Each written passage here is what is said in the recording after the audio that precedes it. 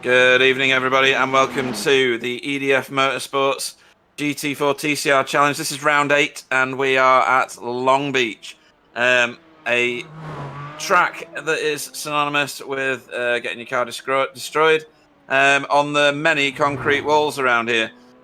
In the booth with me tonight is Charlie Chaplin. No, sorry, you might be able to hear him tonight. It is silent Yaz Samai. Good evening, Yaz. Good evening, everybody. Yes, I'm hoping everybody can hear me this week. Yes, Long Beach, one of my favorites. I'm glad to be here. Yeah, it's a very addictive track. It's very much a rhythm track. On the cameras tonight is Sam Boozan. Good evening, Sam. Good evening, everybody. And hopefully later on, Stacey will join us. We are on a 37-degree track temperature, which is better than I raced last night. And I am your lead commentator tonight. So that will very much make the likes of Lee Bowden and Mark Draper and Chris Shaw feel a lot better about things, because that properly sorts out my charge for the top of the Tcr Standings. So they'll rest and sleep a bit easier now, knowing that I'm not part of it. So, Yaz, Long Beach and the TCRs and the GT4s, have you got much experience of this? Like I say, I love this track. It's just, like you say, rhythm. You need to get into rhythm. It can kill you in an instant. The hairpin, I love the hairpin. I can't wait for the race to start, and they do that parade lap and go around the hairpin. Someone has to just be an idiot and decide to go too wide there. I can't wait for it. It's just going to be exciting. A GT3 or GTE race in another league around here recently, and there was someone on their lid. Even before the start line, they'd managed to flip the car over at the hairpin. So, yeah, a real challenge. This is quite a it's not unique. It's just a track with a massive amount of challenges. The first one you face is the fountain. It's a weird corner. I don't know whether we can go on board with Stefan. He's going to be fast around here. Bit of drift there. This is turn 1. This is called Toyota. And then this is the fountain. You see cars upside down on there and all sorts. It's very, very close to the wall through here. No idea what the second turn's called. We'll call it, well, it's about turn 3 in it or 4.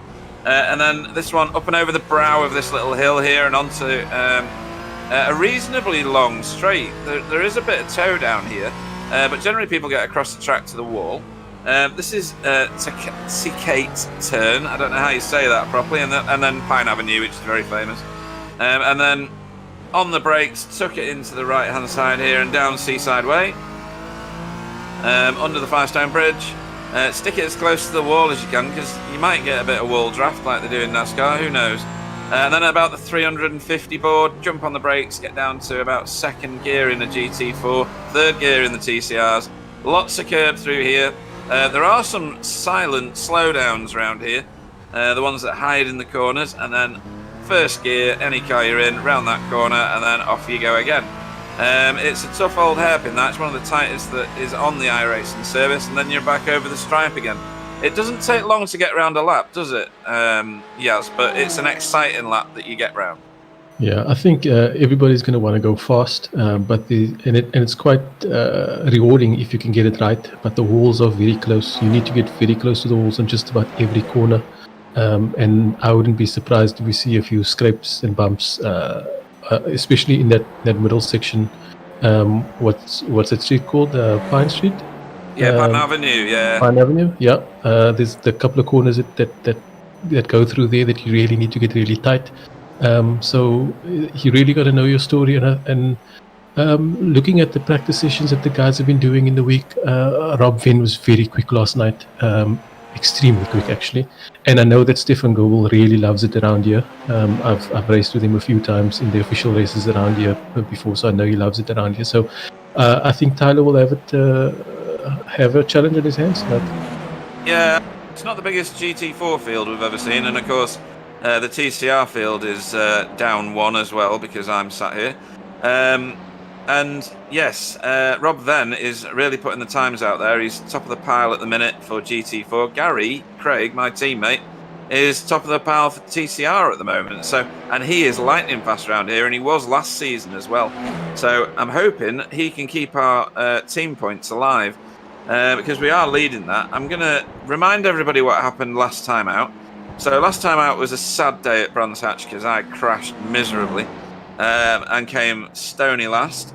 But in GT4, the top 5 was Rob Venn, Tyler Newitt, Wiebe Niekamp, or Wobbly Niekamp, and Chris Needham in 4th with Stefan Goebel in 5th. And then TCR last time out, we had Mark Draper take the victory again. A bit boring, Mark. Chris Shaw was 2nd, Lee Bowden 3rd, Carl Hardy 4th, and Gary Craig ended up 5th. In terms of the standings overall, we'll do GT4 first. So the Smiling Assassin, Tyler Newitt, top of the pile with 1,347 points, not including drop scores, obviously. Rob Venn is in 2nd with 1,140.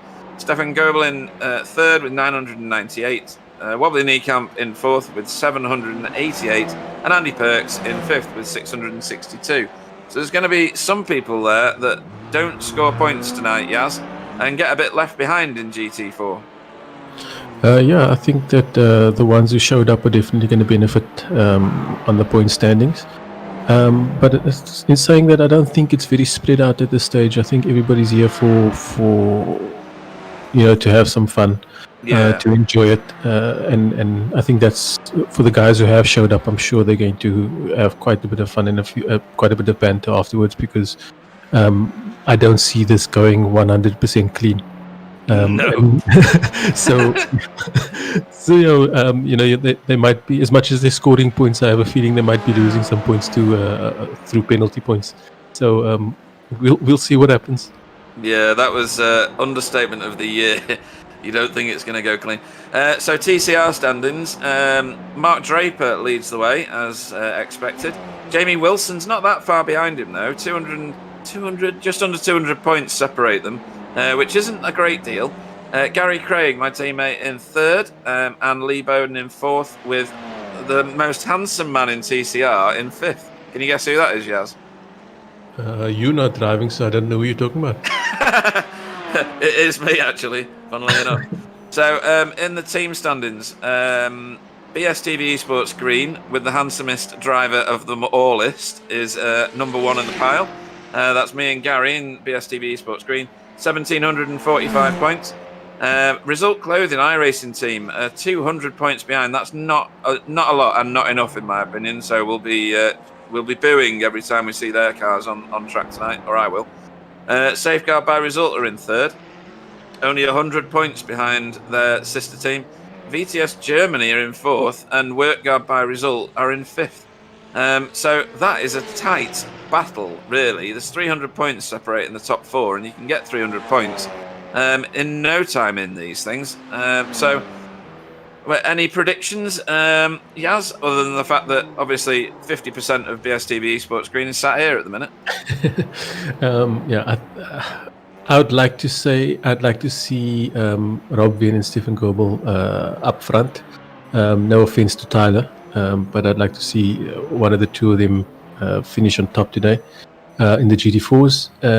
I think in the TCRs, not to jinx him, but Gary is looking very fast. And we know Mark Draper's either hit or miss. So if he's going to finish the race, Mark Draper's definitely going to be up there. But we also know that he really likes the walls. We've seen in a couple of races when there's walls around, he's like a magnet to them. So if you can keep it clean, you'll be up there with Gary. Yeah, absolutely. And walls, they are a massive feature here. Have you done many laps around this, Sam? Have you done any laps around this? I think I've done one complete lap. When I tried the Lamborghini for the first race we broadcasted for the next level. And it was just, try to get a feeling for both Lamborghini and Long Beach, and it was a bit of a disaster. After many attempts, I managed to do the hairpin, which is probably one of the hardest turn on iRacing. And but it's quite a nice track. I'm very bad at it, come all of the street circuits, but it's a nice track. So this session has just gone checkered. So whoever's on a lap is going to finish now. Hopefully Gary can stretch it out. I'm going to be completely biased tonight. I'm going to be absolutely shamefully biased. So expect that. Does he go any faster? No, I don't think he did. Most of the GT4s bailed on any of their laps a long time ago, actually. Apparently nobody could top Rob then. That's Lee Bowden bailing on his lap, but Chris Shaw seems to be still giving it some beans, and he's still on a reasonable lap, actually. No, he's not. I'm reading the wrong line. Yeah, it doesn't look like he's going to top Gary. Gary's quite a bit ahead of the rest of the field. But yeah, that's a very good lap by Rob Veen to put it on pole. Like I said last night he was going super fast in the practice session, much faster than anybody else. But he's only just pipped Tyler, so we'll see what happens there. You know, it's all going to come down to who can make it to who can go the longest before the pit stops, and who's practiced the fuel saving the best, and all these other things.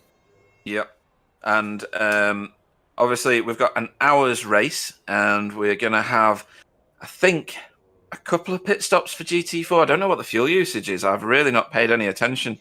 And it'll be a one-stopper for TCR. Tyres, I think, will be taken purely on the fact that getting the traction out of a few key corners around here is absolutely key. And the most optimal one. I've never seen the cameras move on here before. Yeah, I think that if they are going to take tyres, it would probably be left side tyres around here, with there being so many right-hand turns. And as for fuel, I think you could make it on a one-stopper here in the GT4s, Right. but it will take some work. It will take some a little bit of fuel saving to get there. Not too much, but this track definitely has a few places that you can do it.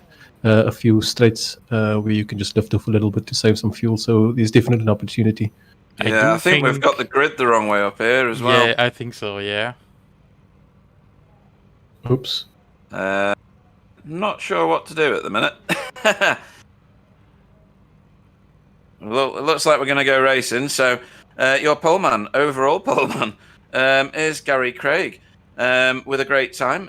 Mark Draper will be second for Work God by Result. Chris Shaw will be third for BSTV Esports Yellow. Lee Bowden will be fourth for Sim Racing Channel. David Ayres will go off fifth for Result Clothing. Sixth is Jamie Wilson for Team Chimera. Cal Hardy goes off seventh for Safeguard by Result. Frank T. Bosch goes off eighth for Result Clothing. Martin Brennan goes off ninth for Safeguard by Result. And then we hit the GT4s. So we've got Rob Venn heading them up. Tyler Newitt will go off second. Arnaud Chaunier will go off. Oh no, Stefan Goebel will go off second. Tyler Newitt third. Arnaud Chaunier off fourth. And Jason Haddington fifth. There's not much to the start of the race. And I've already heard the GT4s talking about leaving a big gap to the TCRs. Okay. That's a good call there by them. I even checked the race setup before the race to make sure it was rolling start and stuff after the other day. Never even noticed that the classes were reversed. So Gary's gone, and he's got a little bit of a jump, which is, in my opinion, awesome, because he's my teammate. So the rest of the field are in file. Yeah, I think this the start of this race. Even though he's going to pull away, it's just going to make him a little bit safer up front, because the first section of this track is very tight, and I think everybody will just take it easy through here, not make any risky moves. At least we hope so. You don't want to jinx anything. No, I mean, if this all works out, we should do this every time they race, shouldn't we? Do a reverse class. It's going to be very interesting seeing how the GT4s navigate all these TCRs. But we'll see how they go. Yeah, I think around here it might be a little bit difficult. I mean, the walls are very close. There's no runoff areas if anybody makes a mistake. So, but I think they'll be wise about what they're doing. Yeah, Shoreline Drive will be a key place for the GT4s to pass the TCRs. And I suppose the savvy TCRs will let them go. It does look like Mark Draper is catching up with Gary Craig at the minute. Yeah, it looks like he's not quite pulling away up front. Someone has dropped off the back of the TCRs quite a long way back. I'm not sure if he made a mistake somewhere or what's happened. But let's hope we can catch up again. But as you can see, there's nothing separating the TCRs at the front TCRs at this stage after one lap. So let's see how this race pans out.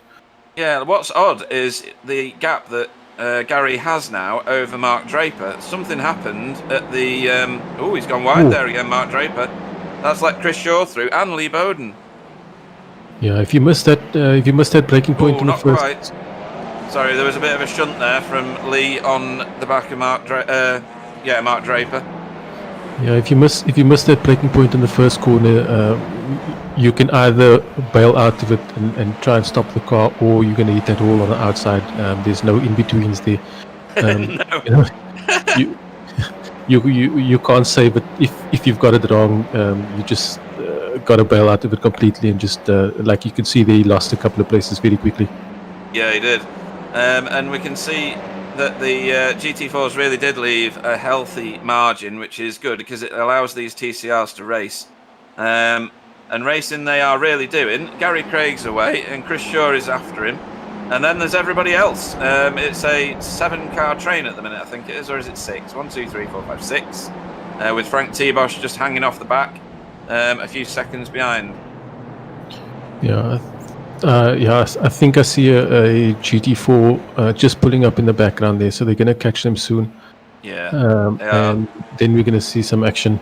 Without a doubt. Yeah, hopefully it's not tears action. Hopefully it's stylish overtaking and gentlemanly conduct. But I've been wrong before.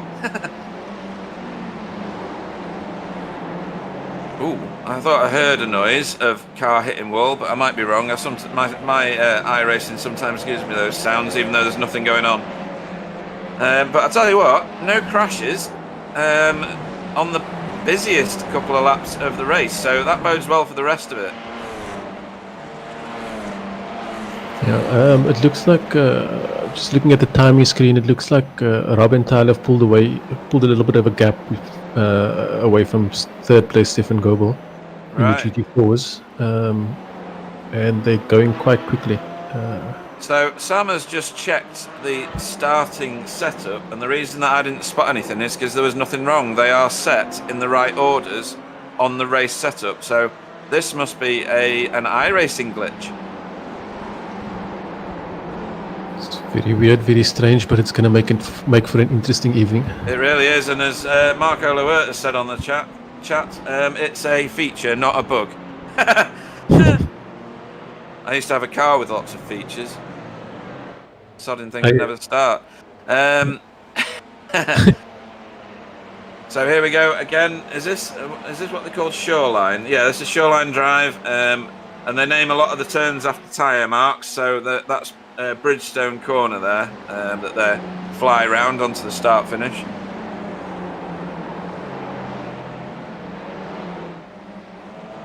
So look there between some of them now.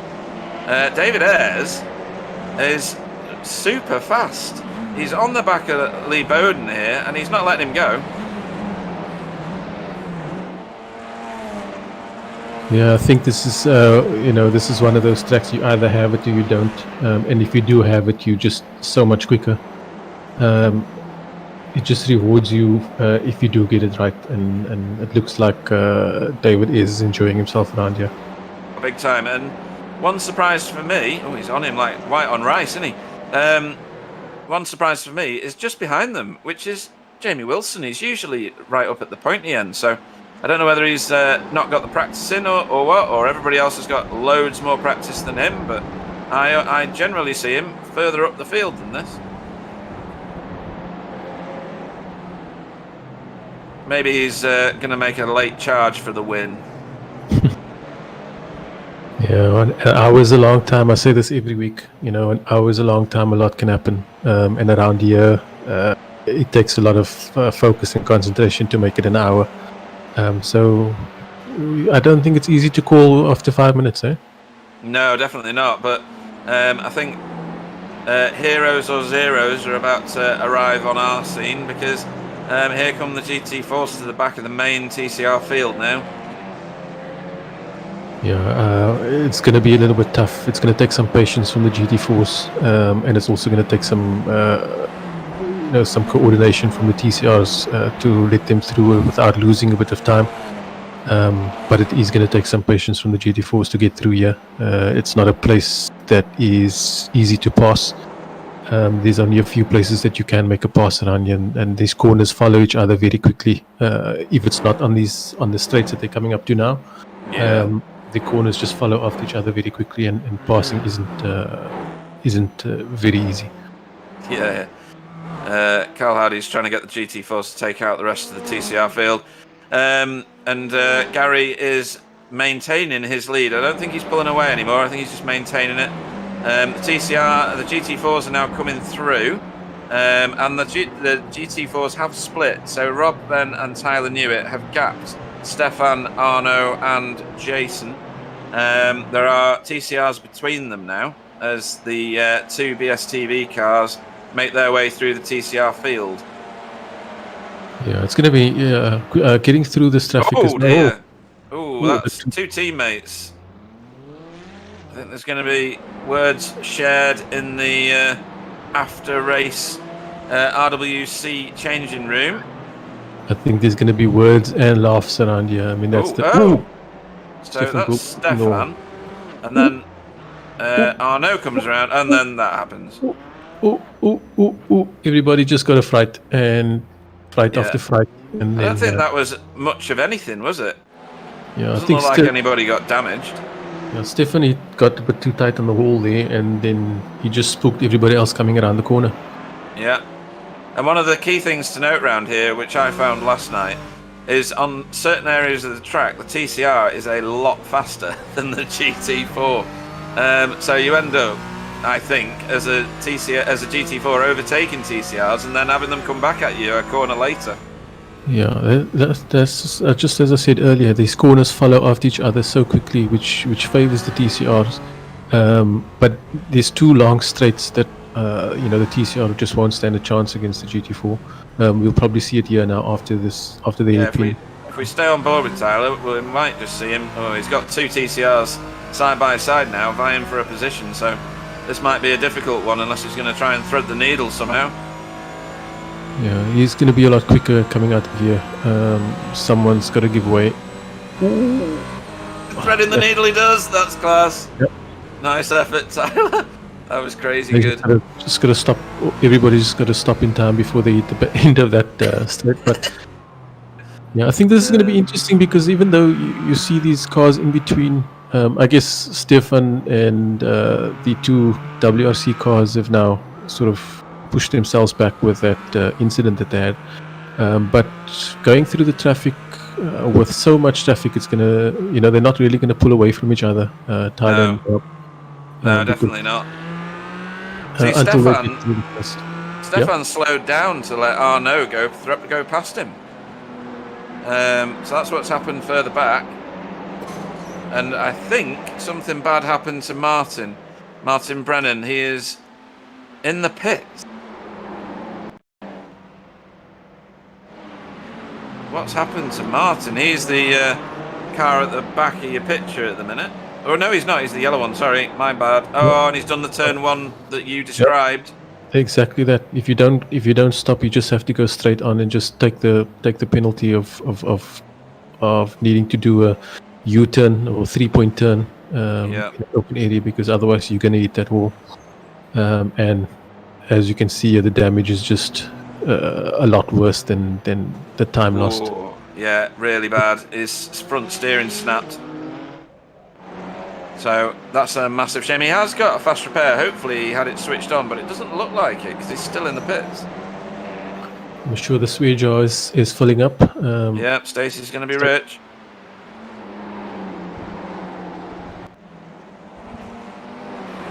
So now Jason has moved up to the back of Mark Draper, or rather, David Ayres has done Mark Draper.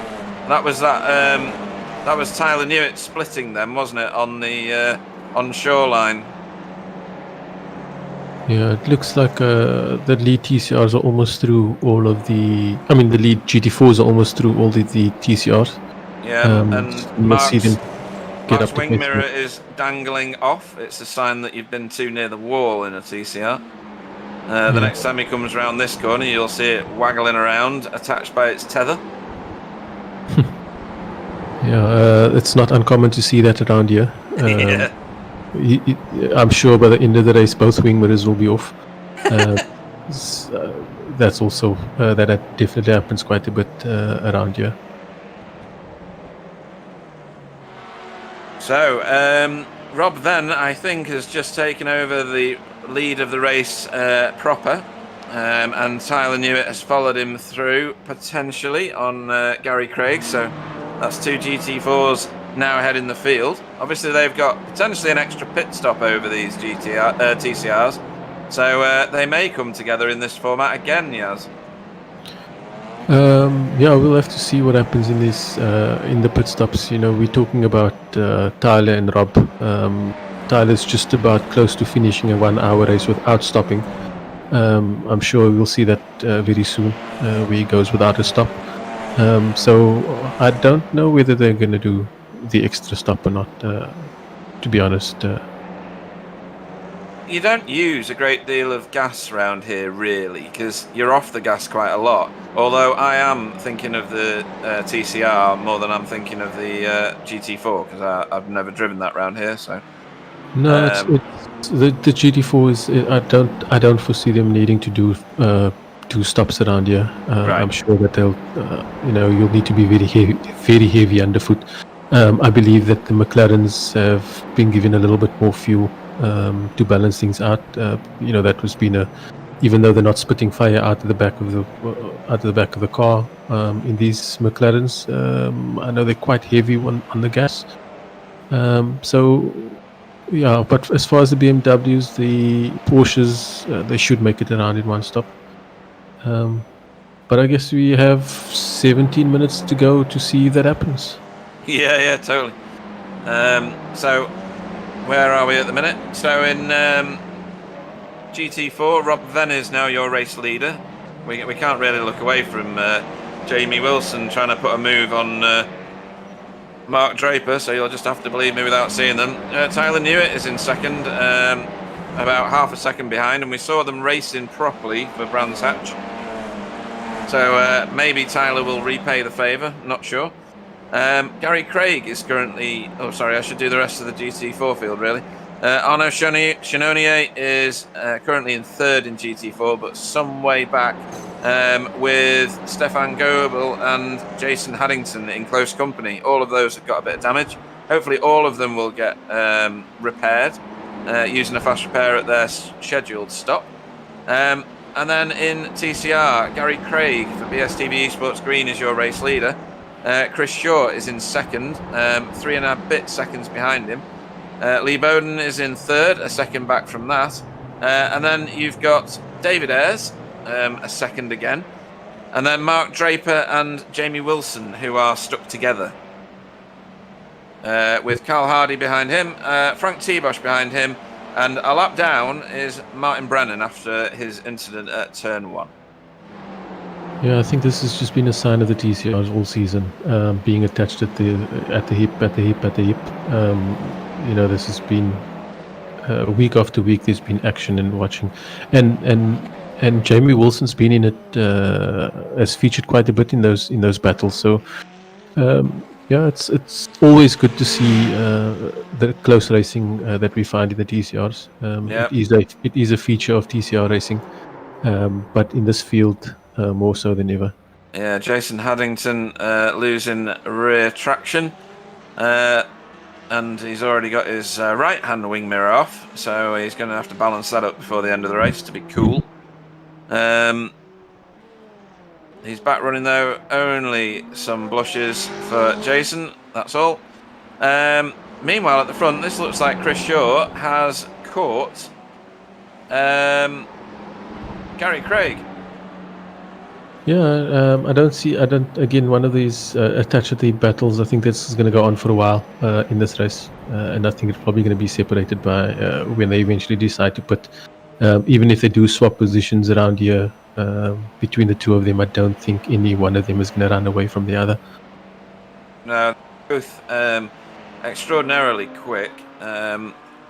Gary's just improving race on race, and his iRating, reflects it.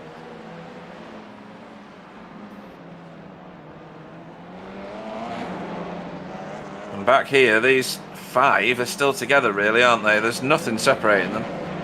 It is literally a second, half a second, not even a quarter of a second, a second.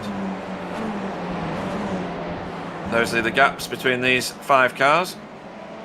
Yeah, I don't even think you can. I don't even think you need to look at it in terms of time. You can just see how close it is on track. Yeah, absolutely. Be good to do some onboarding. I know we had the inset camera for Jamie a minute ago, but it'd be good to onboard with him and just see the craziness, because you don't appreciate how close to the walls these guys get. I mean, just bonkers. Yeah, and I think the thing about following around here is that you are chasing the car ahead of you, so you're kind of doing everything that they're doing, and if they, you need to sort of be careful and not just get into that sort of flow of just waiting for them to brake and you brake, and then waiting for them to turn and you turn.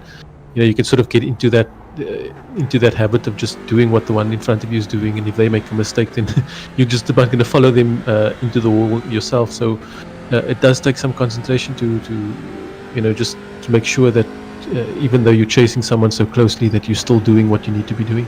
Yeah, target fixation is a massive problem, and I find it awful. I really, really like Long Beach. I cannot stand Belle Isle, which is effectively a very, very similar style of track. Concrete walls everywhere, real tight, nasty corners with massive curbs. And I just get mullered going around there. I'm not fast. I crash enormous amounts. This one, I don't crash so much. He caveats that sentence, you'll notice. And I love the flow of it. I think it's fantastic. Yeah, it's amazing how 2 tracks that are so, feature similar can be so different. Yeah, I think the big difference is that Long Beach is a lot more flowy. The corners are a lot faster than what we find at Belle Isle.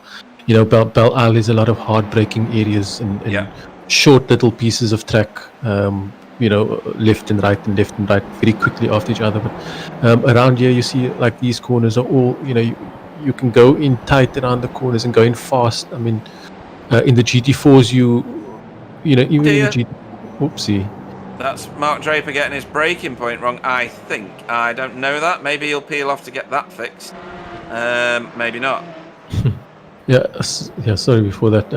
Before I got disturbed, the slowest point is obviously the hairpin, but that's the only place you get down to second gear around here. Every other corner is still in third gear, so you're still going quite quickly.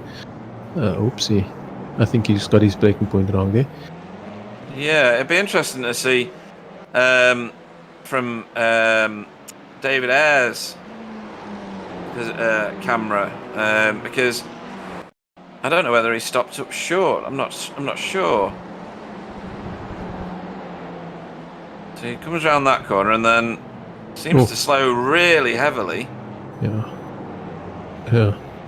Looks like David was the start of that day, and I don't know whether he grabbed the wrong gear. I don't know whether he dropped into first or something like that too soon, and it's choked out his car.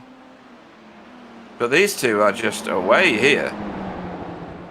Look at the gap they've got now. I mean, that's like 5 seconds back from Chris to Lee Bowden.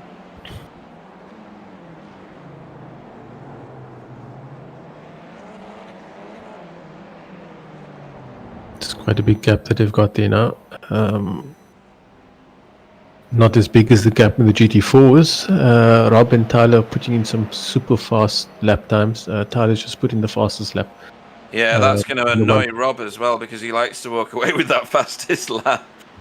I think it's still early days. I think that a lot of pace that they're going to show over the next 40 minutes that's remaining. But I'm sure, despite being teammates, Tyler will be pressurizing Rob. But even while pressurizing him, I'm sure he's lifting off the gas there to save some fuel and doing what Tyler does. Here they both are as well for our viewing pleasure. So Rob in the blue car, Tyler in the onboard here. He's off the gas early, I think, so maybe he's doing what he does best and saving fuel as much as he can. Yeah, I think around here it really makes sense to be lifting off early because you don't lose that much time because of these the slow corners that follow, especially after that straight. So the person in front of you is really not going to pull away very fast. So you can sort of sacrifice a bit of the accelerator just before the end of these straights. You will probably see it here again now. We lifts off a little bit just before the braking zone. And yeah, it just makes sense. There's no need to push as hard. And I think between the two of them, with a big gap that they've pulled on the rest of the field, they just need to really take it home. Yeah, no, I've just realised that I said he was blue because I've got trading paints running like a fool. So he's actually in the yellow car that was ahead of Tyler just there. So apologies for that. I really should turn my trading paints off. So Rob Wing's really come a long way this season. I mean, last week he came away with his first win, and it's a long time coming. And now look at this; he's again putting in the lap times, very fast and in the lead. Yeah, and deserving every bit of it. He has improved massively. Jamie Wilson has he dropped? No, that's David Ayres that's dropped back, isn't it? He was in front of Jamie and Mark Draper earlier, so this will be Jamie's overtake on him. Massive overspeed around the inside here into turn one. And a very tidy overtake from Jamie Wilson. Yeah, I think once you have the inside line and you side by side, the person on the outside is just got to let it go because you're going to come together if you try and take that corner.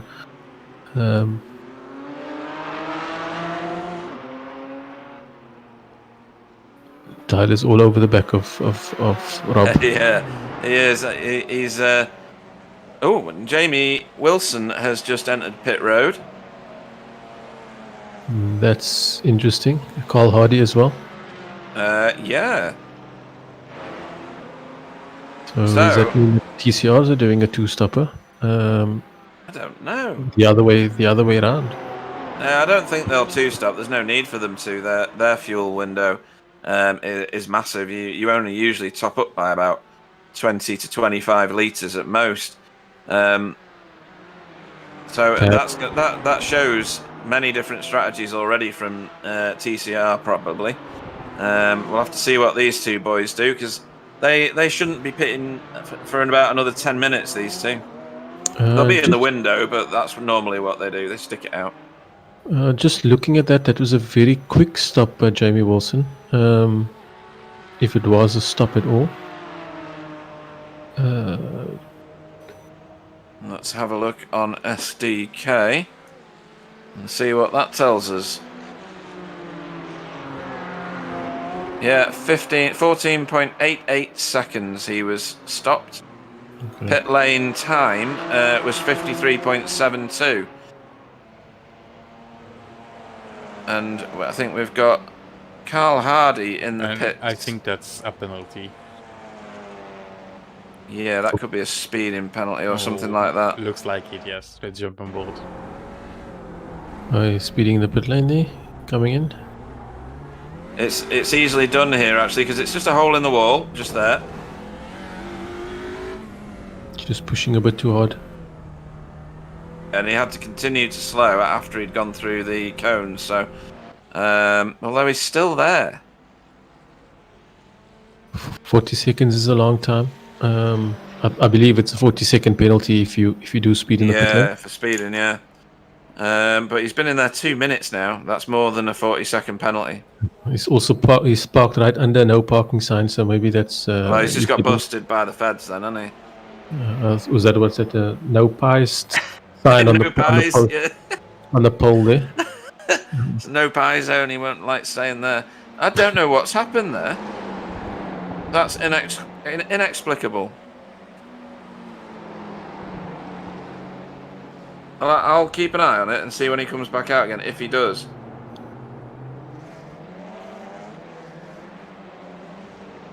And all the while, these front TCRs are just going at it. Lee Bowden, what's that gap? Gap is quite significant 6 now. seconds to these two. Right, David Ayres has now entered pit road, and Carl Hardy is still in there.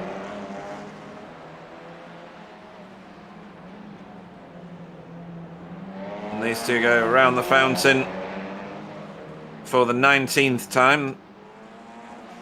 And we are approaching the halfway mark-ish. Still short of halfway at the minute. 27 minutes of the hour race gone. And these two are still close enough to throw a handkerchief over both of them.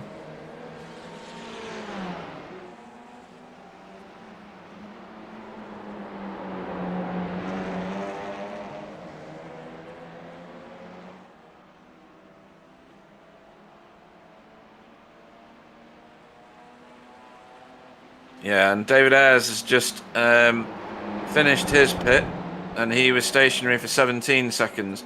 Carl Hardy has been in there now for nearly 4 minutes, so I think something more terminal has happened to Carl Hardy, and I have no idea what. I really do think that he's offended by the no pie sign. That is the only reason why he hasn't left pit road. I think you might be right, yeah.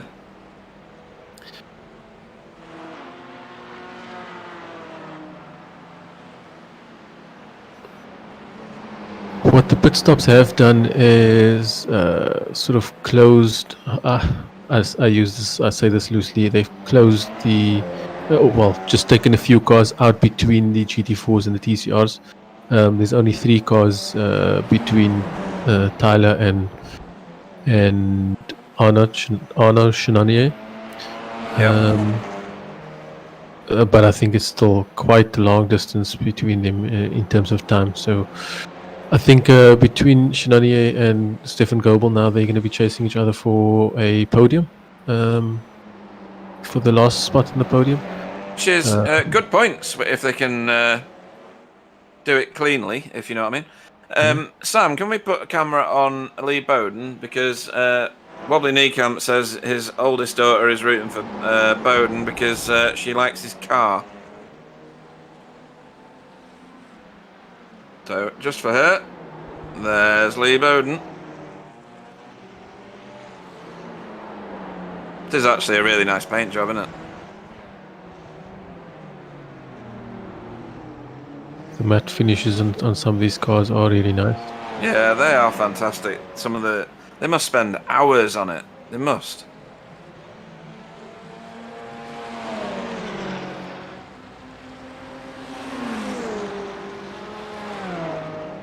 Yeah, so at the front of the TCRs, Chris Shaw is turning laps ever so slightly faster, but it's obvious why. It's because he's absolutely nailed to the back of Gary Craig's TCR there. And getting the slipstream benefit that comes from it. Yeah, I think what's also going to happen is that Chris is going to be able to lift off a little bit more than what Gary is, and what we might see towards the end of the race is whose tires last a little bit longer. I'm sure that Chris would be able to save his tires a little bit. Yeah, and our race leader has just entered pit road. Sorry, Yaz. Yep, that's on the halfway mark. It is. On 30 minutes, so it looks like it should be a one-stopper for the GT4s. That's the first stop for the GT4s. So I'm sure that everybody's going to now make it on one stop as predicted earlier. Yeah, and I think you will see Mr. Tyler Newitt banging in the fastest lap of his life around Long Beach in order to try and get round, so his pit stop puts him in front where he doesn't have to pass him on track. That also might happen between these two, because if Chris Shaw has managed to save fuel, he'll be able to fill slightly less, and maybe that will be the difference.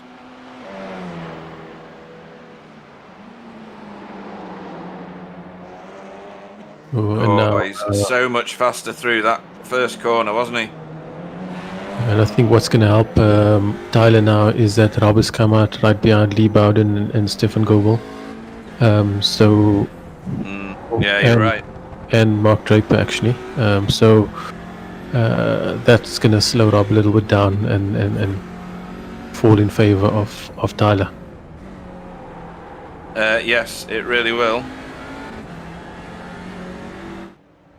And maybe... Oh, here's Tyler. So maybe they're at the absolute limit. Because he'll be listening to the broadcast and hearing that Rob Venn's come out behind those cars.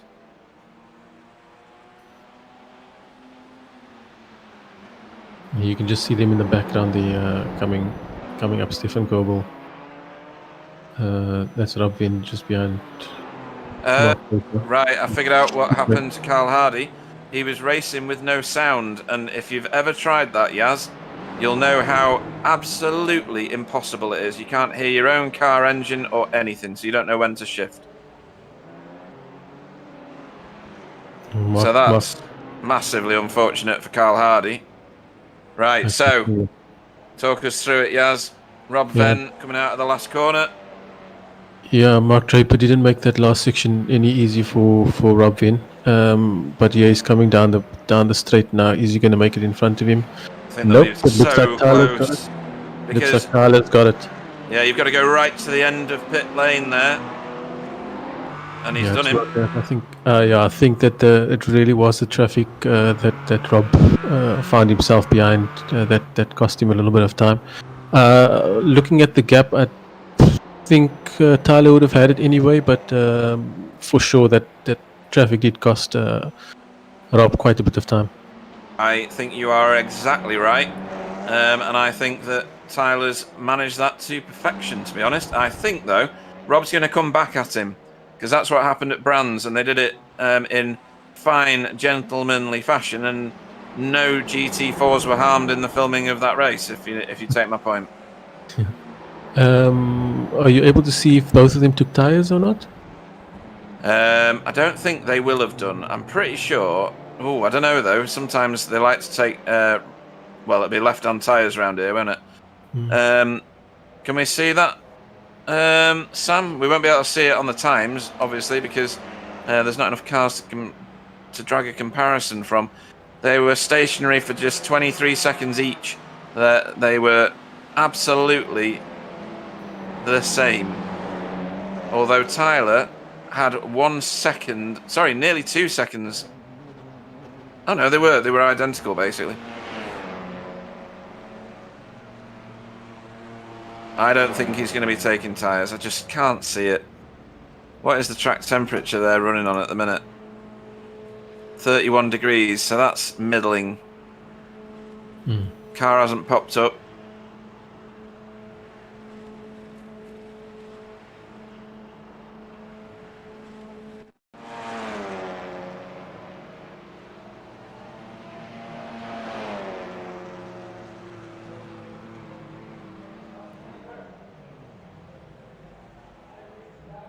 Nope, neither of them taking tyres there, so it's going to be an even run to the end. It is, thanks for that, Sam. So, the race for GT4 Honours is on, and obviously another week's worth of bragging rights, which is by far the greater prize. Yeah, I think Tyler would want to stamp his foot on back on the top of the podium again this week after last week. I would agree with everything you've just said. In spadefuls, he's going to want to win this. But looking at it here, I don't think Rob is going to make it easy for him. He's going to have to work for it, and it's going to be just fun to watch. Yeah, and you said it before about tyre wear. Now, I wonder if Tyler managed to save any tyres in behind Rob. Using the straights to get back on terms and being easy on the corners. We'll see, though. Where are our protagonists for TCR at the moment? Because they're now back leading the race overall, albeit temporarily. Here they are. And it's like we never left.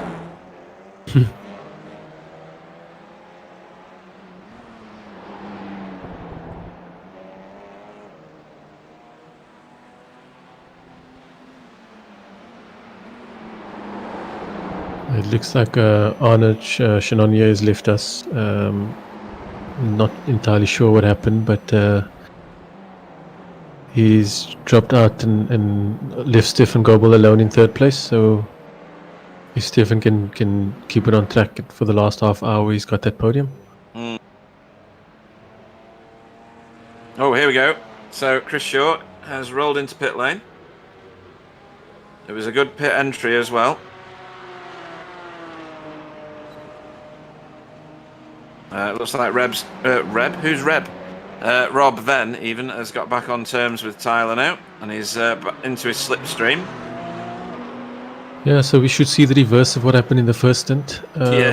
With Rob possibly getting to save a little bit of tire so you can push at the end.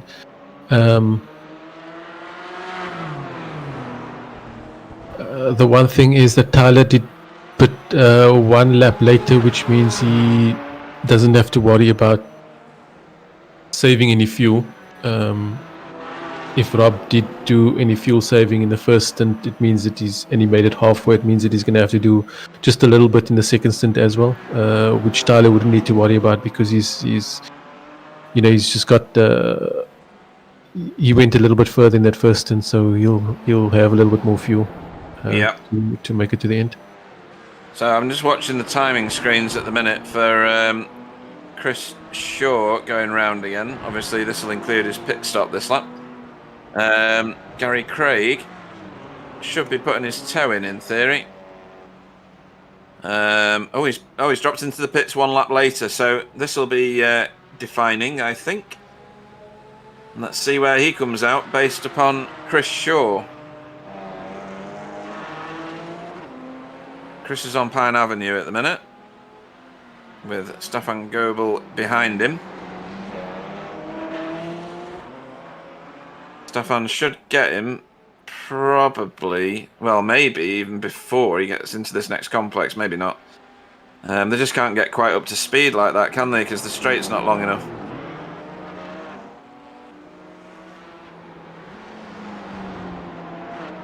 So around... I've forgotten what the hairpin's called now, but the hairpin and onto Shoreline, and Gary is leaving pit road now. Yeah, he's quite a long way up the track. He is, isn't he? Yeah. So he's aced that. We've just heard from Arnold Chenonier that he had a bit of a Scott Malcolm moment in the pits and underfueled his car.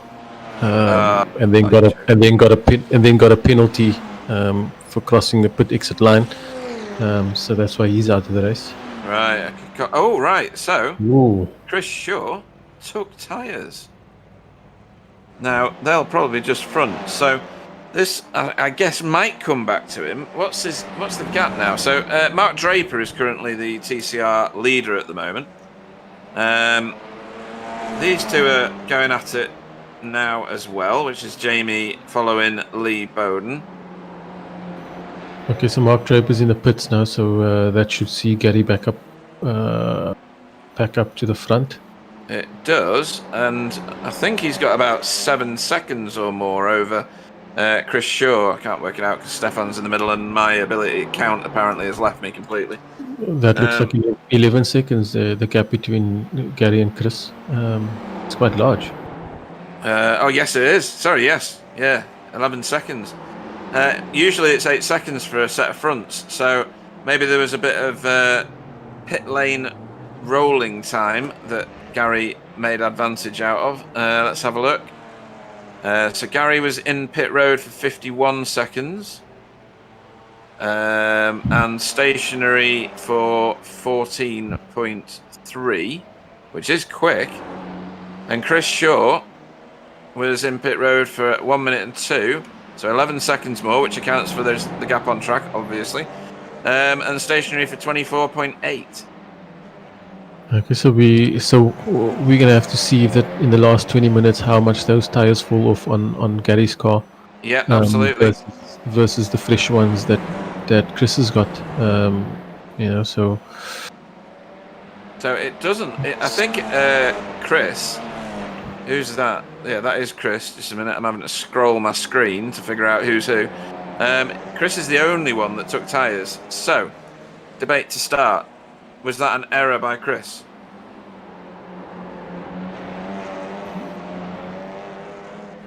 I'm not sure if you're going to find out. We'll have to find out. I think we're only going to find that out at the end of the race. Yeah, I think so too. Unless he suddenly rockets up behind Gary Craig and puts a massive amount of pressure on him. But how far in front is? Is it Lee, Jamie, and Mark all together now on track? Yeah. And the live booth welcomes Stacey to the live room. Welcome. Good evening. Looks like I've missed out on quite a bit. Missed out an enormous amount. You missed out on iRacing getting the car classes the wrong way around. We did double check, and it's not a setup issue. You've missed Carl Hardy losing all his sound, which you've not raced iRacing before, but if you race without sound on here, you might as well just shut your eyes as well, because you don't know when you need to shift gears and things like that, because you're listening for the sound of the engine. And you're also listening for the sound of your tyres when they're screeching around the corner and losing their traction. So he had to sit in the pits for a while.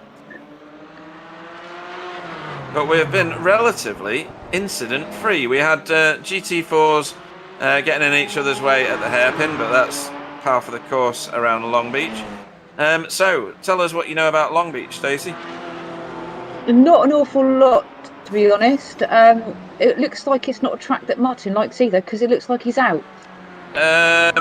Is he now out? He is out. He is out. Yes, he is now out. He was out quite a long time ago, so I don't know if he's figured out whether he likes it or not around here. Yeah, he may not have done enough laps to figure it out. But he did stop in the pits for quite a long time and then came back out again, and then I think he's parked it and done one. So, shame. Long Beach is an unforgiving track because, as you can see, concrete everywhere. Not much of a runoff area for anyone, really. I don't know of a corner with a runoff on Long Beach, to be honest. It's usually car versus concrete, and concrete will win 100% of the time. Unless you take off and fly. Hey, I've seen that before. Yeah, but Wiebe Niekamp isn't racing, so he's not gone stratospheric tonight. Although he and his daughter are watching, and they're cheering on Lee Bowden, who is at the front of this little queue, with Jamie Wilson in the middle and Mark Draper at the back of it. And we've had Chris Shaw take tyres, possibly the only TCR to have taken tyres. Is he eating into Gary's lead? He is. His last lap was 0.8 of a second faster. How long have we got? We've got about 20... No, we haven't. We've got 15 minutes left. So as long as he's got 20 laps, which he doesn't, then Gary should be safe. But he'll have to keep it going. Gary's just done a 128.4, and Chris has done a 127.5, so that's 0.9 of a second. So this might be on by the end of this race. Yaz, what do you reckon? Yeah, I think that if that lap was anything to go by, he could come into this, or they would finish very close. But it would be really towards the end of close onto the hour mark. I'm not sure he's going to have enough time to make a pass if he does catch up to the back of him.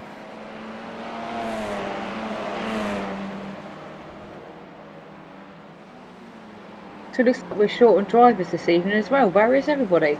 Well, I'm sat here. There's one. Oh, yeah.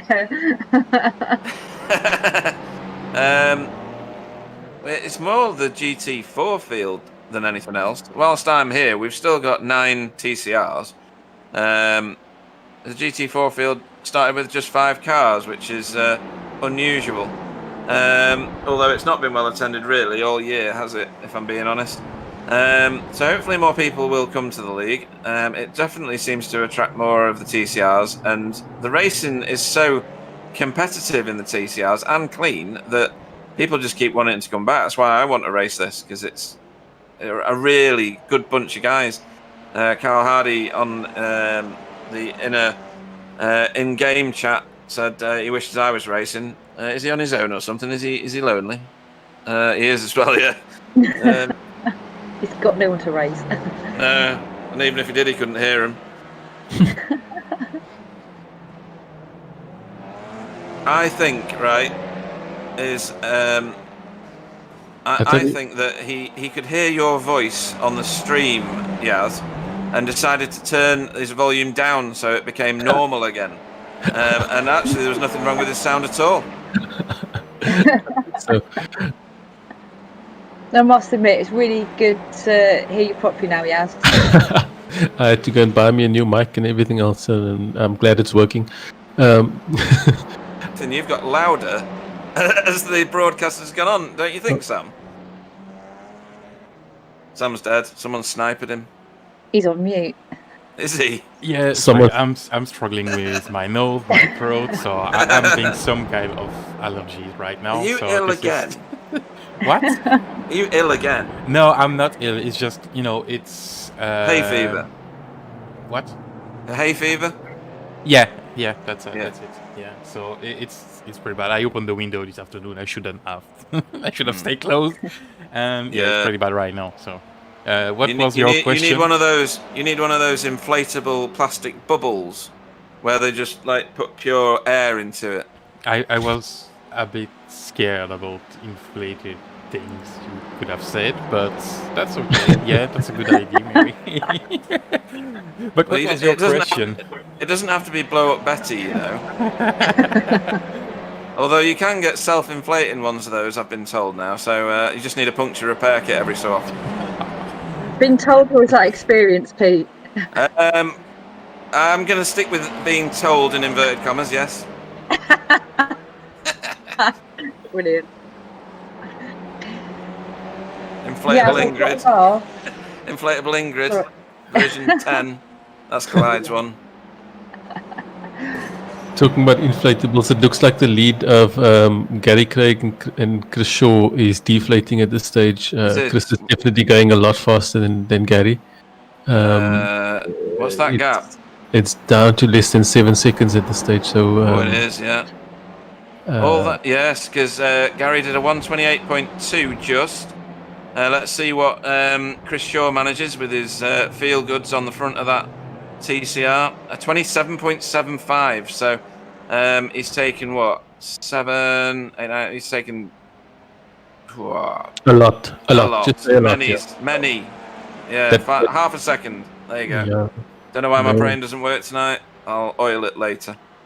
Uninflatables. I was going to say, inflatable Ingrid will help me out, I'm sure.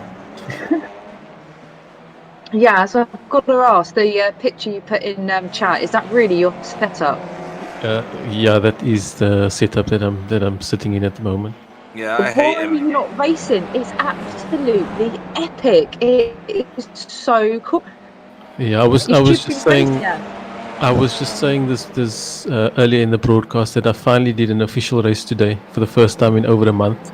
Because it's just been a struggle after a struggle in trying to get everything working together, and it finally looks like I've got somewhere. So I should be out on track soon. And after all that, you won your official race, didn't you? No. I tell you what, I was going quite well, and then it was just after the hairpin here. It was this afternoon at the hairpin. Someone just decided to take a dive and knocked me on the last lap just before the line. So killed that for me. But yeah, it was fun nonetheless. I didn't crash before that. So the whole bump and run tactic. So what we've got here is we've got Lee Bowden pulling away from these two, Mark Draper and Jamie Wilson. But behind them, on track, is our two GT4s. And they are inseparable still. So they are doing very quick laps. They're not sitting on their laurels at all. In third place is Jason Haddington, but he's laps down. Or a lap down, I should say.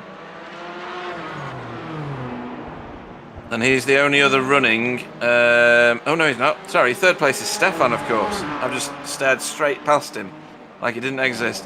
He's quite a way behind these guys, though, 50 seconds behind these guys. And then it's Jason Haddington. My apologies. We're on the lookout for one decent commentator. Mark Draper's having a look. He is. He's getting a bit itchy, isn't he? Oh, there's something going on with the GT4s behind them. They were side by side for a minute. And he's having a go now. Yeah, we're getting towards the end of the race here now. So, I mean, it's now or never. So, let's hope that it's exciting. Yeah, 8 minutes to go. And if you want any camera time, boys, you're going to have to really race it out here.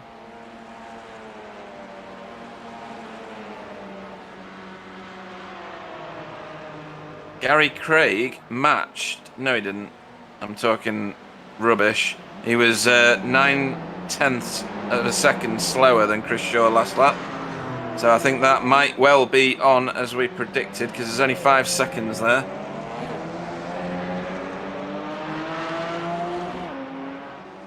Now, these two GT4s are about to come up on these two TCRs, which might cause a bit of a problem here, because they're both racing in pairs.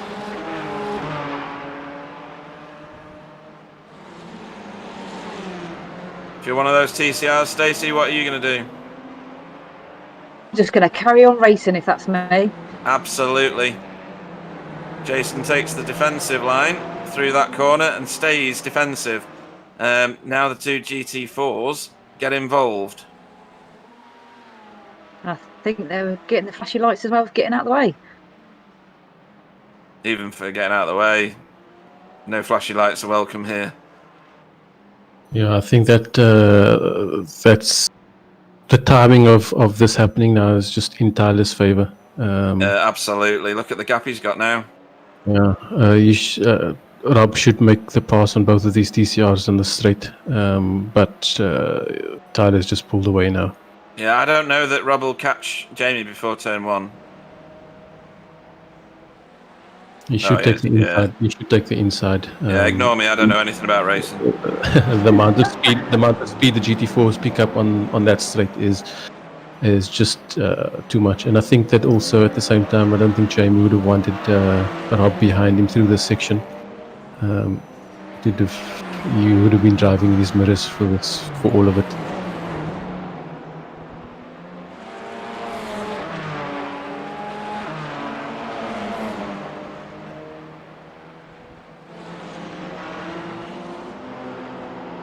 Mark's still itching to get past, isn't he? Yeah, he's going to have to be surgically removed from Jamie at the end of this race, I think.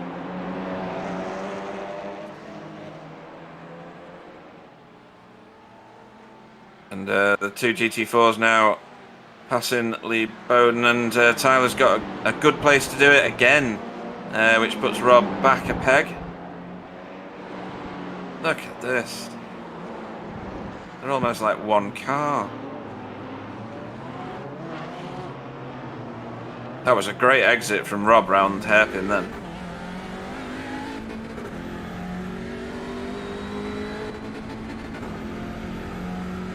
So, less than 5 minutes to go.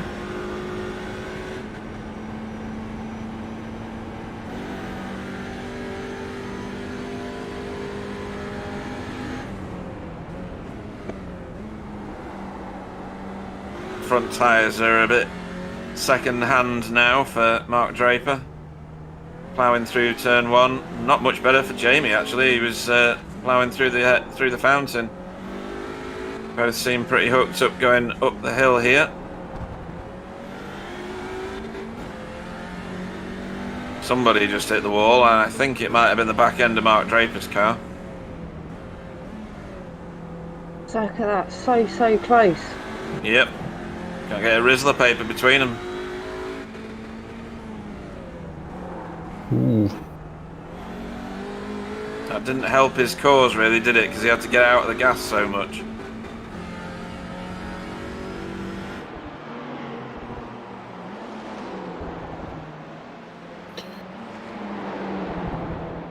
It doesn't seem like a good track to overtake, does it? Really? It's a massive challenge. You've really got to sell something to the car in front and hope they believe you. He may have an opportunity into turn 1 as long as he can get a decent tow down shoreline here. No, that gap is too big. It is. It's stretched it out. Yeah. But yeah, it's not an easy place to overtake. You've really got to pile the pressure on the car in front of you and hope you can force a mistake somewhere. Just all they need is a slow exit somewhere, and then you can pounce. But it's not just a case where you're going to drive by with an overtake.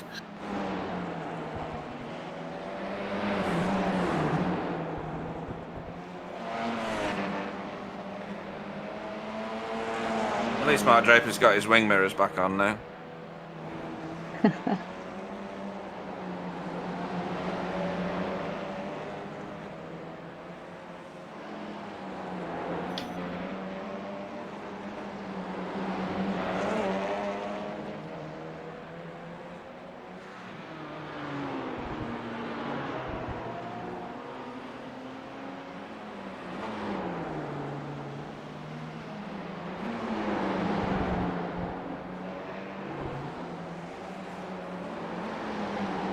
We thought we might see an overtake from Mark. Not enough time by the looks of it. He's not normally shy, but Jamie just seems to get a better drive off the hairpin each lap. So his launch is enough to almost counteract the tow effect. But Mark pulls it back in the braking zone into turn 1. I don't know whether... Oh, right. So Gary Craig, I think his tyres are shot now. He's only 1.9 seconds ahead. We must be coming up to the last lap, surely, Sam. Looking at the thing, I think next time Tyler is got by the start finish line, it's gonna be the last lap, yes. And Tyler is right behind Gary and Chris. Oh, you are kidding. That's gonna be 2 laps for Gary. Oh, okay. 2 laps for Gary to stay ahead.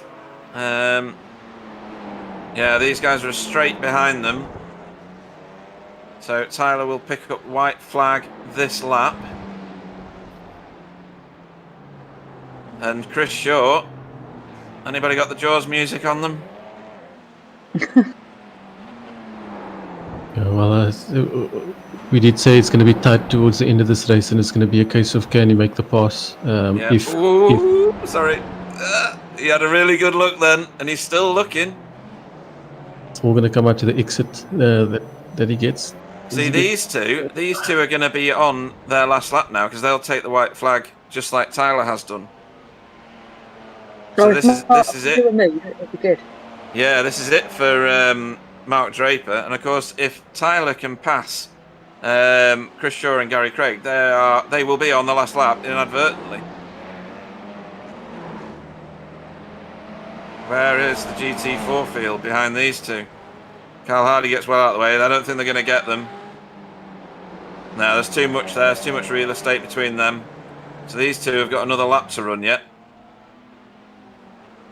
Gary's going to have to do quite a job on those tyres to keep Chris from looking. He's going to have a look here. He has to.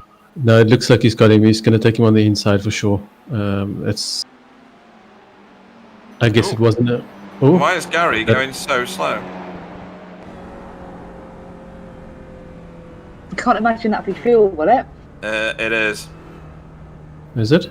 That's the sickening feeling of running out of fuel. He's going to let these guys pass him so that he doesn't have to do another lap. Because that's what any sensible person with no fuel would do. He will take the checker because these two have passed him. So that is tactically a very nice move for someone who's going to be out of fuel.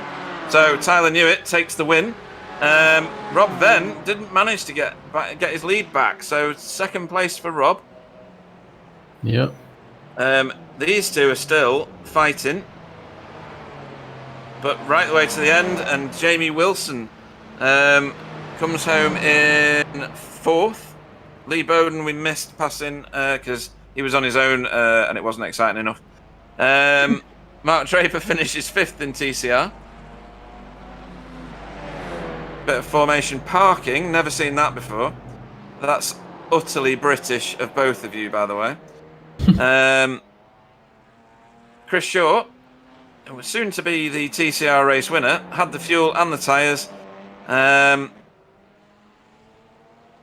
will take the victory for TCR by doing an extra lap on top of everybody else in that field. And we have confirmation that it was not a mistake. Oh no, that wasn't a mistake, that was utterly on purpose. Mm-hmm.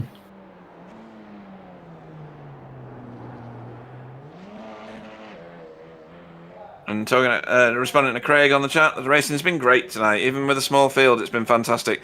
So, Chris Shaw, TCR race winner. Congratulations. Big wiggle, bit of flashing lights. We'll allow that just there. See if he can drift it. Maybe not. Can't drift a rear-wheel drive car going forward.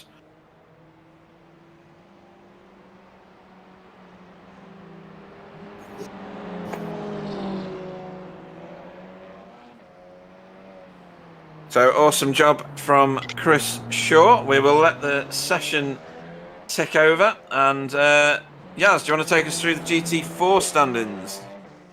Yep, so in the GT4s we had Tyler Newitt taking the win, just slightly ahead of his teammate Rob Venn. They did put a big gap between themselves and third place Stephen Goebel, who takes the third step on the podium. Jason Haddington with a respectable 4th place there. And Arne Chenanier taking 5th, but not finishing. It's the small GT4 field. And Stacey, do you want to do the TCRs, or would you rather I did it? You do it. You go ahead. Awesome. So your race winner tonight, in nail-biting fashion, it has to be said, was Chris Shaw for BSTV Esports Yellow, followed home by the leader for the best part of 99.9% of the race, Gary Craig for BSTV Esports Green. Lee Bowden finished 3rd for Sim Racing Channel. Jamie Wilson finished 4th for Team Chimera. Very, very hotly pursued by Mark Draper in 5th for Work Guard by Result. David Ayres finished in 6th for Result Clothing. His teammate, Frank T-Bosch, finished 7th behind him. And then 2 DNFs, both from the same Safeguard by Result team. Carl Hardy and Martin Brennan, sadly, both had their own individual issues. Carl's probably a bit more tearful because he had no sound. What a great race, Yaz. That was, for such a small field, pocketed battles that were absolutely tenaciously fought. Yeah, we didn't see much wall action, which is really good. I think, there's 1 or 2 incidents in there, and we were talking about it being something that we were going to talk about for all night. So that's good that the guys knew what they were doing around here. And yeah, like you say, a couple of non-finishes, but everybody took it over the line. We saw battles all over the field. The GT4s in front, Rob Venn and Tyler, all the way from beginning to end. We saw Chris Shaw and Gary Craig together all the time. Jamie Wilson in a couple of battles. It was just fun had all around. I'm sure the drivers enjoyed it as much as we did. I'm sure they did. And Stacey, from what you saw, any standout moments? Oh, I really liked the battle between Mark and Jamie. That was really good fun to watch. Just really annoyed I didn't get back in time to watch more, to be honest. Well, just drive home faster next time. So we'll start our round of interviews, and it seems only fair to say from almost the back of the grid to the front of the grid. Let me stop SDK from doing whatever weirdness it's currently doing. Is Tyler Newitt, the winner of the GT4 field. However small it was tonight, I'm sure that was still an exciting race for you. Hey, Pete. Yeah, it was. I was actually just telling Rob in our chat. It was, we had a race or two earlier in the season when the fields were small, and it wasn't too, I didn't have to push, and it just got a little boring. That was not the case today. That was me running to my maximum, and that's what it took to beat Rob today, which is for the second week in a row. Rob, mighty impressive. Yeah, he's. I thought he was going to do his best to not put you in your place so much as see if he could pull it off twice. He certainly led the first stint effectively well, but you did him on the pit stops, really, didn't you? You didn't have to put it past him on the track. Your strategy played out. Yeah, I had a little luck. I know Rob got stuck behind, I think it was Mark, on his out lap, and I put in one of the best in laps I've done. It would have been close if Rob hadn't have been held up, but I'm not sure I would have had him. And if I didn't get him on the stops, I don't know that I would have been able to pass him, because we were just kind of, matching each other step for step. Like, Rob would stretch it a little bit, and then I'd see that he was stretching it, and I'd push and close it down, but then I was using too much fuel, and you know how it goes. And it was, I think it was very much the flip from last week, because last week I grabbed the pole by, I think, 2 100ths over Rob and lost the race. And this week, Rob grabbed the pole by 2 100ths over me and lost the race. So, yeah, I think Rob's mistake, if he made any, was he mentioned a couple times he tried to stretch a gap in that first stint and got close to it a couple times, but just couldn't get the timing to work out with the TCRs, I think. And in doing that, didn't quite save the extra lap of fuel, which proved to be the difference. So, yeah, it was absolutely.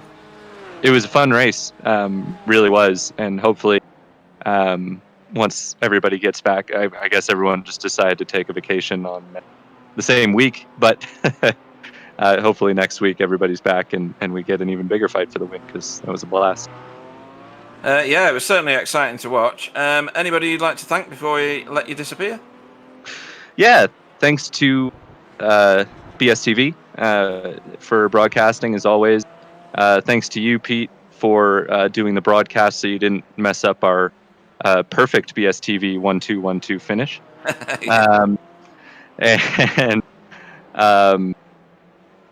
Thanks to series sponsors and all our sponsors, and thanks to Rob and everybody else who shows up, but particularly to Rob for pushing me today. It made it fun.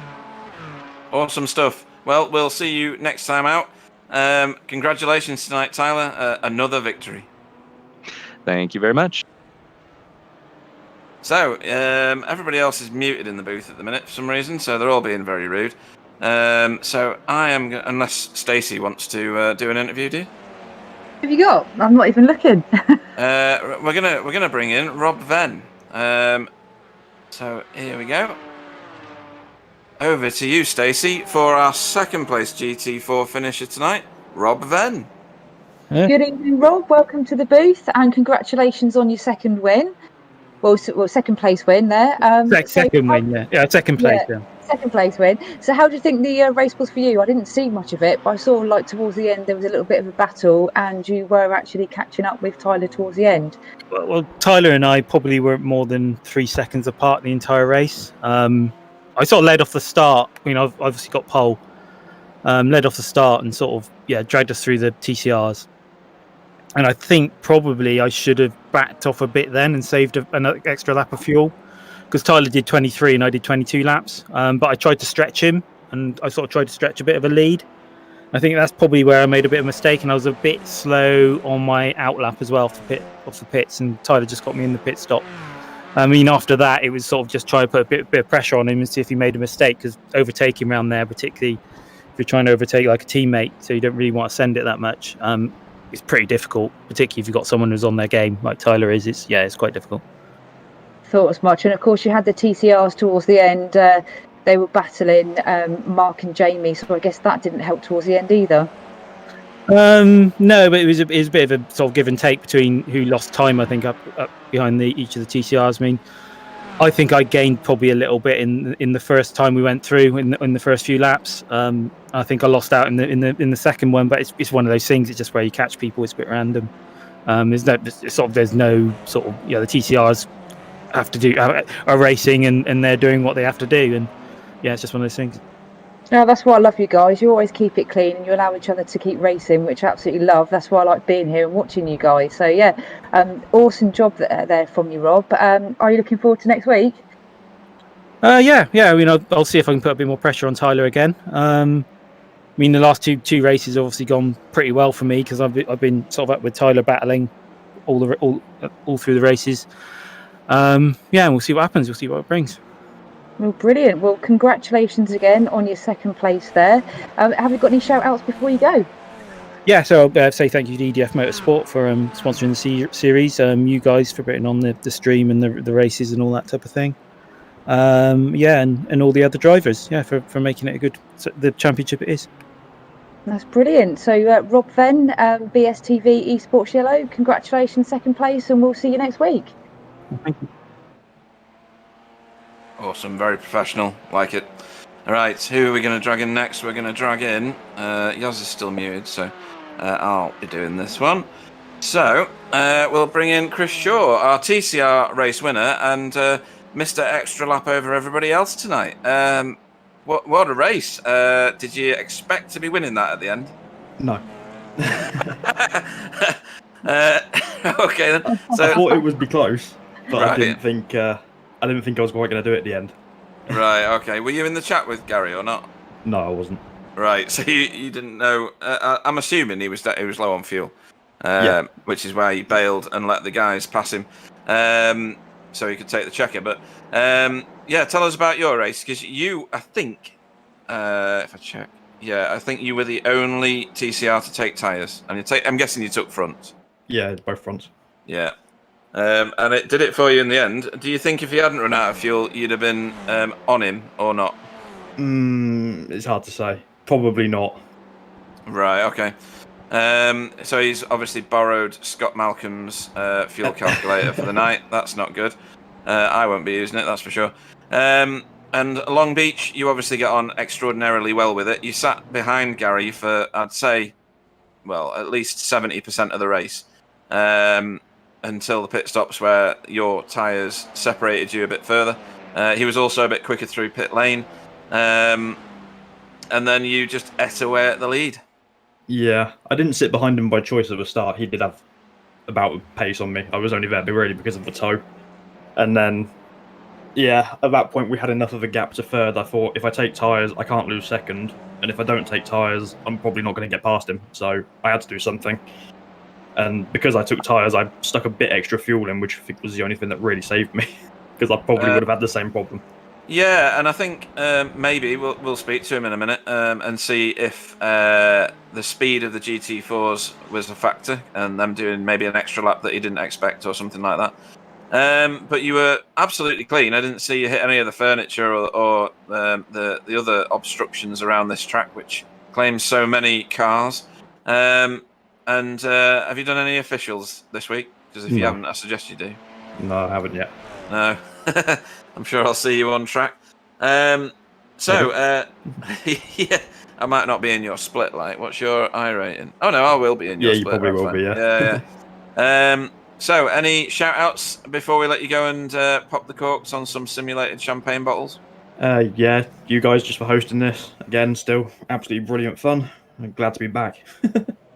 Yeah, it's good to have you back. It makes for a fantastic field, that's for sure, having you in it. And we did check the race setup, and everything was set as it should be. So it's a feature of iRacing and Long Beach that the cars were reversed. GT4 behind TCR. So it certainly made for great viewing. Yeah, it was interesting to be lapped, well, not lapped, but overtaken so quickly. Yeah, you should have just put it to him. I would have done. Anyway, so thanks to you. Any other shout-outs before I let you disappear? No, that's it, I think. Cool. In that case, congratulations, Chris, on your race victory tonight, and we'll see you next time. Thank you much.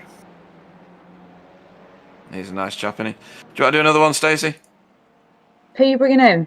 I'm bringing in Gary, my teammate. Go for it. Awesome. So, welcome to the booth, Gary Craig. I'm going to hand you over to Stacey. Good evening. Good evening, Gary. Well, congratulations. You did really well today. Quite impressed with your racing, what I saw of it. How was the race for you this evening? Most of it was great.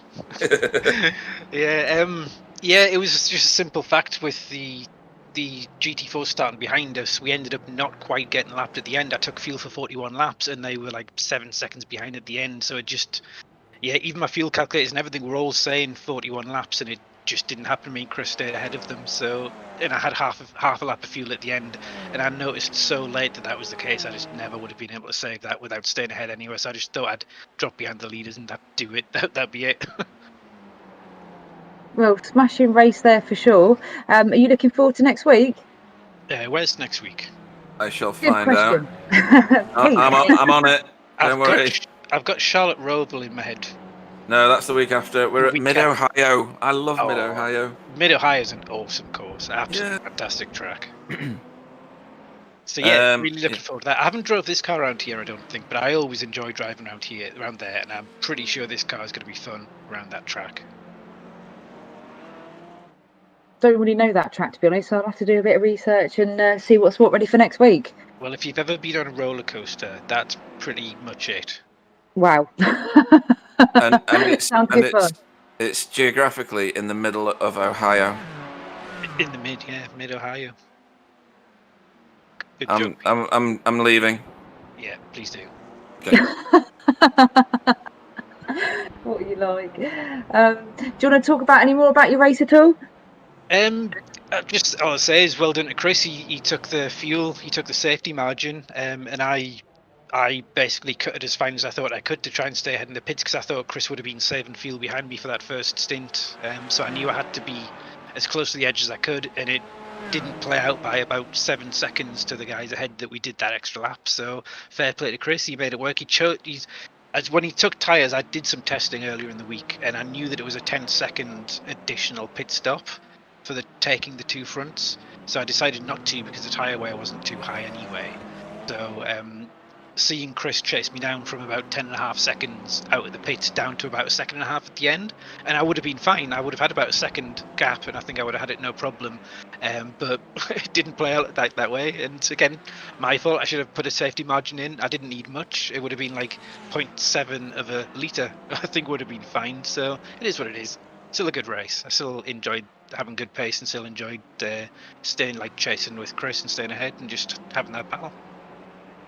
That's brilliant. Well, we'll definitely see you next week, I assume, and we could see you on top spot next week. Well, fingers crossed. I'll be trying. Excellent. Any shout outs you'd like to do before you go? Yeah, to you guys as always for doing the broadcast. A lot of work goes into it, so thanks to you all for that. To everyone who turns up and races as ever, and to Chris as well, it was a good race tonight. It was good fun no matter what the outcome was. And thanks to everyone for watching, for the sponsors, and cheers. Excellent. Well done, Gary. We'll see you next week. Thanks, guys. Cool. Right. So, next on the bill of interviews, I just had to check that I hadn't flushed somebody else then. Next on the bill is Jamie Wilson. Good evening, Jamie. How are you doing? Hello. Yeah, not bad, thank you. Excellent. And so, iRacing decided to betray us all and put the GT4s behind you guys. Which for spectating was great. I have to say it was one of the best races for watching GT4s threading the needle literally between TCRs.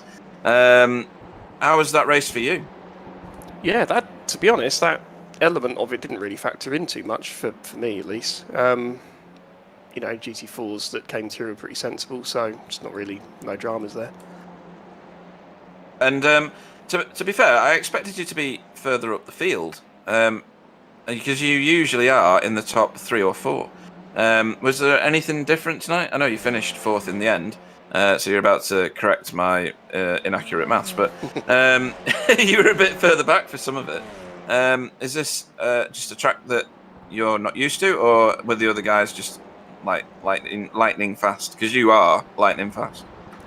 Kind of the opposite to the first point, because I recently did the Classic IndyCar series around here, and I did a lot of practice laps in that, which is pretty much as far away, as a car goes, handling-wise, as you can possibly get.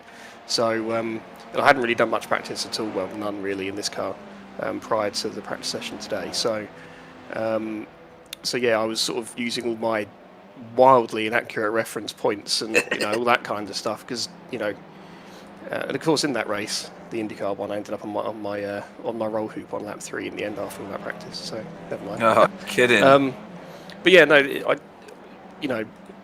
I just didn't quite hook it up fully. I was probably half a second off or something where I'd kind of hoped to be. But I had fun out there, so it doesn't really matter in the end. I was there or thereabouts, so can't be too disappointed with that. But such little practice. No, it's all about having fun. And is Mid-Ohio a fun place for you to be next week? Yeah, really good track. That'll be interesting when the tyres wear, because there's all sorts of elevation there. So that little both classes, that'll be a handful.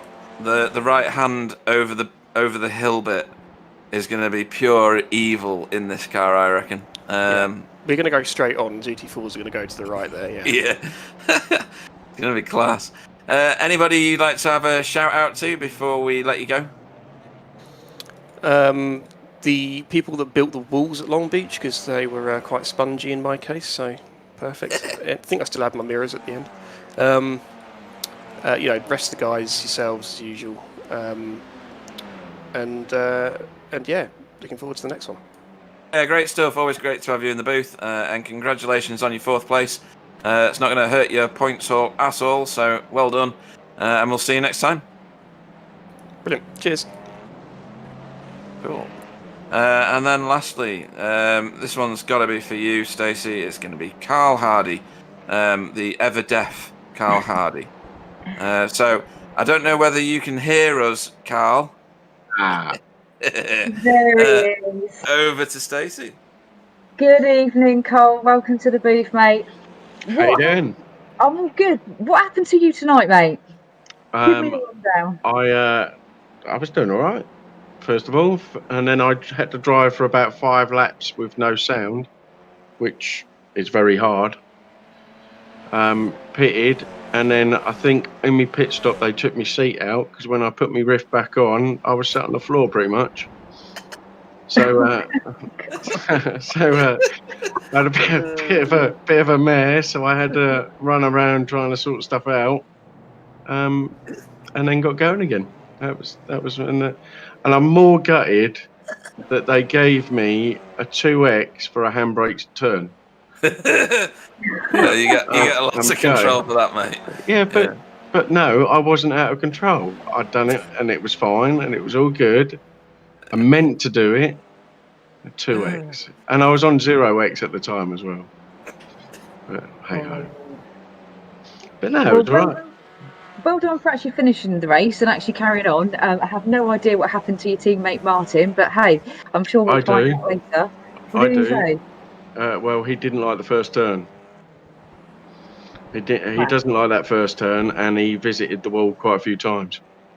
We did witness it jump out right in front of him. It was uncalled for, and the turn was just pure evil for him. So he didn't swear though. The turn. Did he not? No swearing. Oh, no money for Stacey. Okay. Yeah, she's still skint. What, my alloy's refurbed? Yeah, so no, he was all right.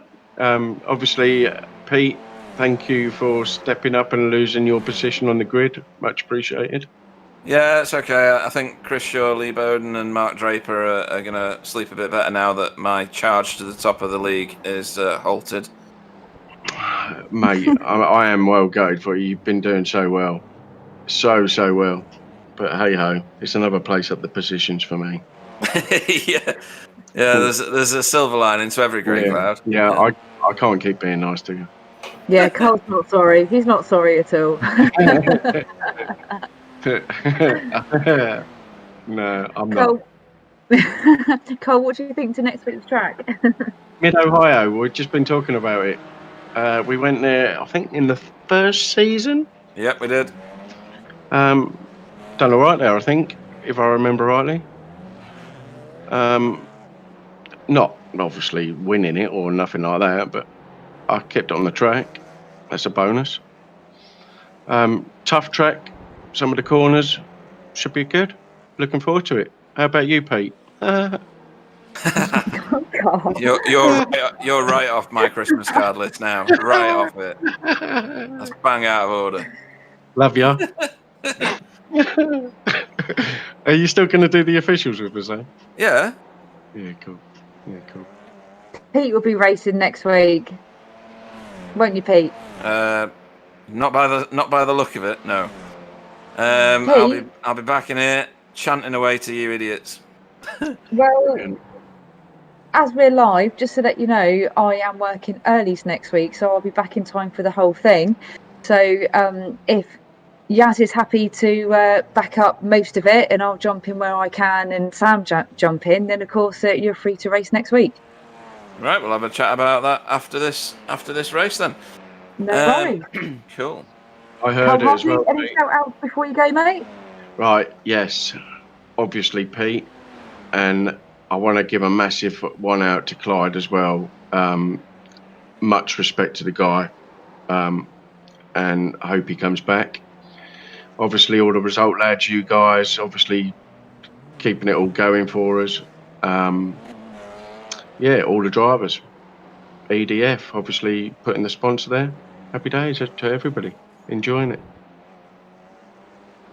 Brilliant. Cheers, Carl. We'll catch you next week. Yeah, take care. Right, so that rounds out Long Beach for this season, which was a blast. Some great guys in this league, and EDF are a great sponsor for continuing to support. It's been a great weekend. Midweek. We're still in midweek, aren't we? It was a bank holiday, wasn't it? Yeah, I remember that now. It seems like a distant memory. Any comments for the race, Yaz? What a good race, eh? The field was small this week in the GT4s, but it didn't stop us from having an exciting race up front. So happy to have seen this. The concrete walls didn't come to the party as much as we'd hoped. It might have been might have been a bit more if you were racing. We'd have a bit more slow mo. Oh, low blow.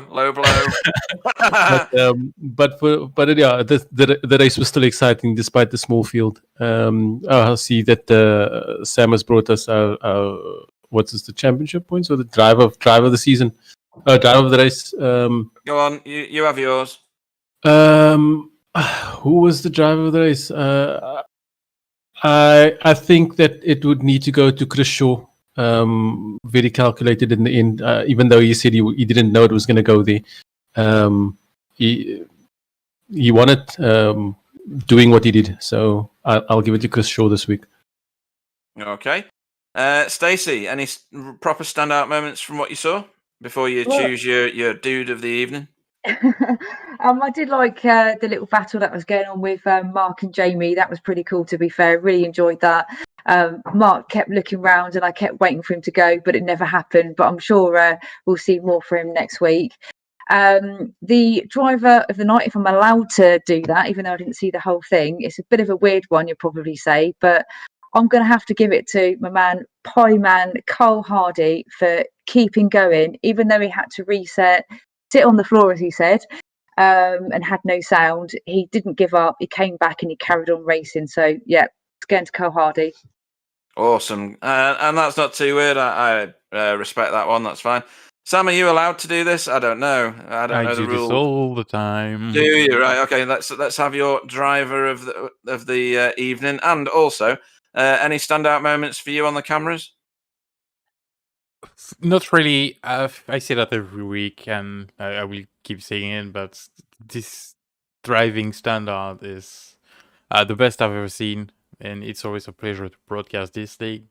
The guys put up a great show. We've got loads of awesome battles, either in GT4s and Tcr. So that's just great from start to finish. So if they could keep that up until the end of BSTV in a few years, that would be great, you know.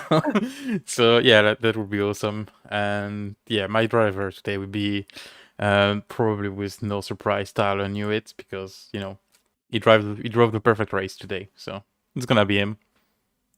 Cool. My driver of the night is Pete Bingham, because he's amazing. That's gonna be -1 then. What? Yeah. I didn't know that was a rule. No, I am also going to choose Tyler Newitt, because he chose to pit at a very optimal time and leapfrogged his own teammate in order to get that victory. So great bit of tactical pit stops, and deserves it. So where are we next time? We're at Mid-Ohio next time. That is actually our next broadcast, I think. I better check before I'm lying to you. No, it's that ERU Prestige race. I don't know anything about that yet, Sam. You're going to have to brief me on that one. And then, yeah, you're not doing anything. It's just me on the cameras. Oh, it's just you on the camera? Yeah, they put in their own commentators in Dutch. Okay, well, if you understand Dutch and like racing anyway, tune in on Tuesday next week for the ERU Prestige race. On the Wednesday, it is, as we've said, GT4 TCRs at Mid-Ohio. That's Wednesday the 12th. On the 15th is the Next Level Esports E-Series, Enduro at Watkins Glen, 8 hours, lots of races. That's going to be an absolute classic. So tune into that. You'll get 8 hours of me dirging on at you. Who could miss that? There'll be Spider Sex, there'll be Inflatable Ingrid, there'll be all sorts of, what was that car? The Aston Martin Signet. Never, ever bring that up again. That'll all come out in an 8-hour race. On Sunday the 16th is VRA GTCC at Laguna Seca, which should be a great race, because that is a lovely track to race those cars around there. I'll be back on track. Yeah, and Yaz will be back on track. And we can hear him now, which is amazing. So Charlie Chaplin has a voice. And then on Monday the 17th, Next Level Esports GT3 at Phillip Island, one of my favourite tracks on the planet. That'll be a great one as well. So thanks to EDF and all the other sponsors. It's a little while away before we do our next V8 ESC race. That'll be at Spa, but that's not till towards the end of the month. And I've had a great time commentating tonight. If I'm being honest, I'd have preferred to be racing, because these guys are probably the nicest chaps to race against and the fairest and cleanest that I race against. So I'll say goodnight. I'll let everybody else in turn say goodnight. And we will close the broadcast. So thank you for watching, everybody. Follow us on Facebook. Follow us on Twitch. Do all those funky things about clicking like buttons and subscribes. And we'll see you next time. Over to you, Yaz. Yep. Good evening, everybody. Hope you enjoyed the broadcast. Thanks, everyone, for watching, and see you next week. And same from me. Have a good evening or day, if it's still day for you, like Tyler, and is, living in the USA. And yeah, thanks, Pete, for joining us today, because, it's really appreciate you giving up your racing wheel for commentating this one. And wish you to race next week.